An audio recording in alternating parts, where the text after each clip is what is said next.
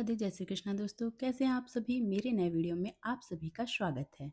आज की वीडियो में मैं आप लोगों को बताने वाली हूं कि किस तरीके से मुझे इमरजेंसी में नया फ्रिज लाना पड़ा।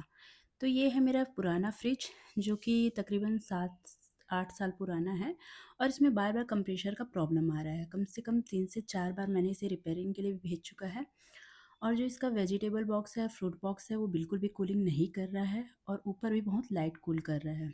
और इसका जो फ्रीजर है वो भी सिर्फ कूल ही कर रहा है, फ्रीजर का वर्क नहीं कर रहा है। अगर मैं इसे रिपेयर कराऊँ तो ये 1 आध साल और चल सकता है, लेकिन अब मैं इसे और नहीं खींचना चाहती क्योंकि मुझे समझ में आ गया अब ये मेरा साथ नहीं देने वाली है।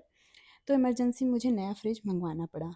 तो ये आप देख सकते हैं मेरे घर की जो स्टेयर्स है उसकी चौड़ाई बहुत ही कम है, तो ऐसे बड़े सामान ऊपर चढ़ाने में काफ़ी दिक्कत होती है।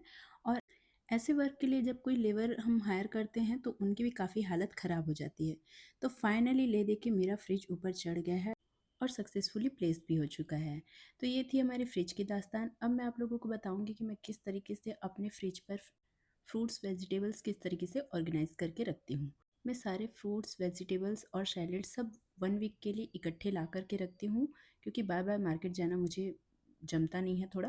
तो ये पहले मैं सबसे पहले सारे कैरी बैग से सारी वेजिटेबल्स यहाँ निकाल करके रख ली हूँ। अब मैं आपको बताऊँगी कि मैं किस तरीके से इसे सेट करती हूँ। तो ये है सारी वेजिटेबल्स जिसको मुझे अब फ्रिज में सेट करना है। तो इसे सेट करने के लिए मैं कुछ इस तरीके से जिपलॉक बैग का इस्तेमाल करती हूँ, कुछ इस तरीके के ऑर्गेनाइज़र का भी इस्तेमाल करती हूँ, जिससे मुझे निकालने में और यूज़ करने में काफ़ी ईजी हो जाता है। तो जितने भी जिपलॉक बैग हैं तो इसमें मैं सारे पहले सैलेड को डालूँगी, जितने भी कुकुम्बर हैं, कैरेट हैं और बीटरूट हैं और जो शैलेड वाले टमाटो हैं। क्योंकि मेरी जो न्यू फ्रिज है ना उसमें 3 सेक्शन बड़े दिए हुए हैं, एक वेजिटेबल के लिए, एक फ्रूट्स के लिए, एक सैलेड के लिए। तो ये मेरे लिए काफ़ी अच्छा बेनिफिट हो गया। तो मुझे सब सेग्रीगेट करके रखने में और उसे यूज़ करने में काफ़ी ईजी हो जाएगा। तो ये सारे सैलेड मैंने जिपलॉक बैग में रख दिया। अब ये सारा एक बॉक्स में आने वाला है। छोटी छोटी जितनी भी सब्जियां हैं जैसे कि भिंडी हो गया, बरबट्टी हो गई, इस टाइप की चीज़ें मैं इस टाइप के ऑर्गेनाइज़र में रखती हूँ। इसके नीचे में इस तरीके की जाली रहती है जिससे जितना भी मॉइस्चर है वो नीचे जाके जम जाता है और हमारी वेजिटेबल्स सारी फ्रेश रहती है। आप चाहें तो इन्हें कट करके भी इस बॉक्सेस में रख सकते हैं, लेकिन मेरे पास समय रहता है तो मैं बाद में ही कर लेती हूँ इसे फ्रेश फ्रेश। तो ये आप देख सकते हैं सारी छोटी सब्जियां मैंने इसमें डाल दी हैं।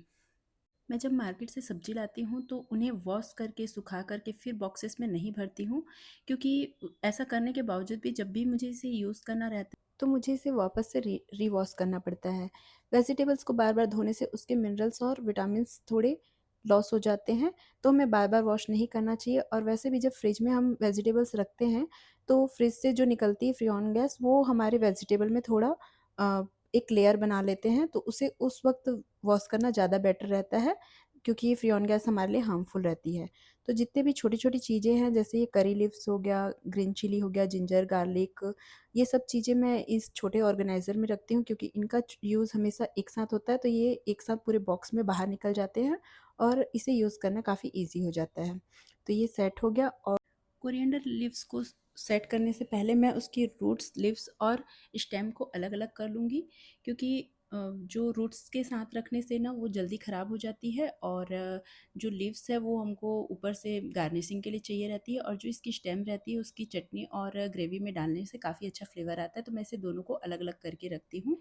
इस ऑर्गेनाइज़र में कोरिएंडर लीव कम से कम 10 दिन तक बिल्कुल फ्रेश रहती हैं, तो ये मुझे काफ़ी अच्छा लगा। फ्रोज़न आइटम मैं बॉक्सेस में भर के फ्रीज़र में रखती हूँ। और जितनी भी बड़ी-बड़ी सब्जियां हैं जैसे कि पत्ता गोभी, फूल गोभी या फिर लौकी हो गई, इन सबको मैं ओपनली रखती हूँ। तो अब मेरे सारे ऑर्गेनाइज़र में सारे वेजिटेबल सेट हो गए हैं, आप देख सकते हैं। अब बारी आती है इन्हें रेफ्रिजरेटर में सेट करने की। मेरा न्यू फ्रिज बॉटम फ्रीजर है, क्योंकि फ्रीजर का यूज़ कम ही होता है और चाहे क्लीनिंग प्रोसेस हो या रेफ्रिजरेटर से कोई भी सामान निकालने की बात हो, तो बॉटम फ्रीजर काफ़ी बेनिफिट देता है और इसका प्रोसेस काफ़ी इजी हो जाता है। तो अब बारी आती है ऑर्गेनाइज वेजिटेबल और फ्रूट को सेट करने की। तो इस फ्रीजर में आप देख सकते हो ये जो बड़ा सा बॉक्स दिख रहा है ये मेरा वेजिटेबल बॉक्स है। काफ़ी स्पेस है इसमें, मतलब ढेर सारी हफ्ते भर क्या 2 हफ्ते की सब्जियां इसमें ईजिली आ जाएंगी। रेगुलर यूज़ होने वाली वेजिटेबल जैसे टमाटो हो गया, पोटैटो, ऑनियन, ये सब चीज़ें मैं ज़्यादा क्वांटिटी में लाती हूँ। तो आप मेरे रखने के ढंग से देख सकते हैं सारे वेजिटेबल्स अलग अलग विजुअल हो रही हैं। तो ये काफ़ी अच्छे से मुझे यूज़ करते बनेगा। और इसके ऊपर जो 2 बॉक्स हैं वो एक फ्रूट बॉक्स है और एक सैलेड बॉक्स है। तो हालाँकि हम इसमें कुछ भी रख सकते हैं, बट मैं इसे इसी तरीके से सेग्रीगेट करके रखने वाली हूँ ताकि ये मेरे लिए थोड़ा हेल्पफुल हो। तो इस बॉक्स में मैं सारे फ्रूट्स रखूँगी और इसके जो बाजू बॉक्स दिया हुआ है उसमें मैं सारे सैलेड को एक साथ रखने वाली हूँ। तो दोस्तों ये था मेरा आज का वीडियो, कैसा लगा कमेंट में ज़रूर बताइएगा। कोई भी लाइन यूज़फुल लगी हो तो वीडियो को लाइक कीजिएगा, चैनल को सब्सक्राइब कीजिएगा। मिलते हैं नए वीडियो के साथ, तब तक के लिए राधे राधे, जय श्री कृष्णा दोस्तों।